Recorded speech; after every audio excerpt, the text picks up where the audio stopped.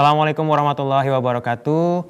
Halo sahabat CMI semua. Bertemu lagi dengan saya Dr. Haidar Zain dari Klinik CMI. Nah, apa kabar semuanya nih? Semoga baik-baik aja ya. Meskipun kita memang sekarang lagi berada di pandemi COVID-19.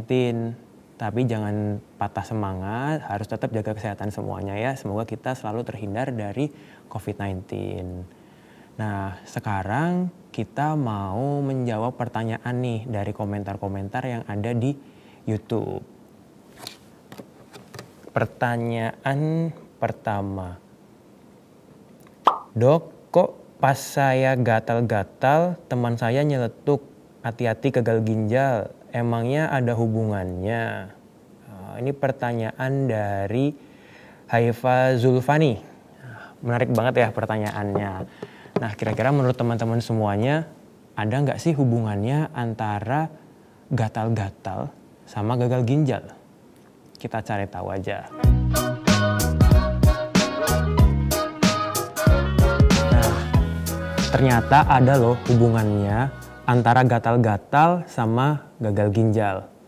Bahkan ada istilahnya sendiri untuk hal ini, yaitu Chronic Kidney Disease Associated Pruritus atau CKDAP. Dulu juga disebut dengan uremic pruritus. Memang sekitar 40% orang dengan gagal ginjal biasanya akan merasakan gatal-gatal ini. Terus gatal-gatalnya biasanya gimana sih? Jadi biasanya gatal dirasakan di wajah, punggung, anggota gerak, bahkan ada yang dirasakan di seluruh tubuh. Mungkin ini beda-beda ya untuk masing-masing penderita. Jadi variatif gejalanya. Nah, biasanya kalau orang gagal ginjal ini ngerasa lebih panas, lebih dingin, atau lagi stres, atau aktivitas berat, atau bahkan lagi mandi, itu gatalnya akan lebih terasa. Oke, terus kenapa sih gatal-gatal ini bisa muncul di pasien gagal ginjal? Nah, sebenarnya ada banyak faktor yang mempengaruhi munculnya gatal pada pasien gagal ginjal. Kita bahas satu-satu ya. Oke, yang pertama.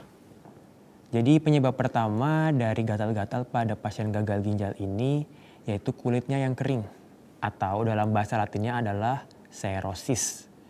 Nah, serosis atau kulit kering ini dia memicu gatal. Bahkan di orang yang normal pun kalau kulitnya kering, dia akan merasa gatal.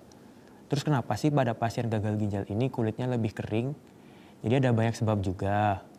Pertama, bisa karena kurangnya cairan di lapisan kulit yang namanya lapisan dermis.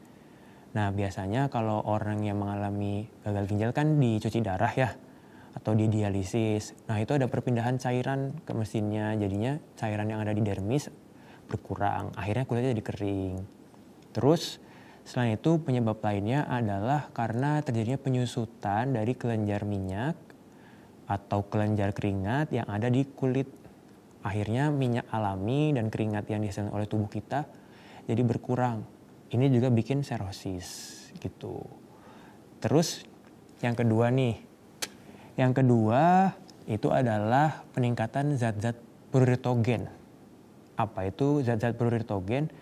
Jadi zat-zat pruritogen itu adalah zat-zat yang memicu gatal pada manusia. Contohnya ada histamin, kemudian ada C-reaktif protein, kemudian juga zat-zat peradangan seperti interleukin 2 dan interleukin 6 ini juga akan meningkat pada pasien gagal ginjal. Nah, ini yang bikin pasien gagal ginjal merasa gatal-gatal.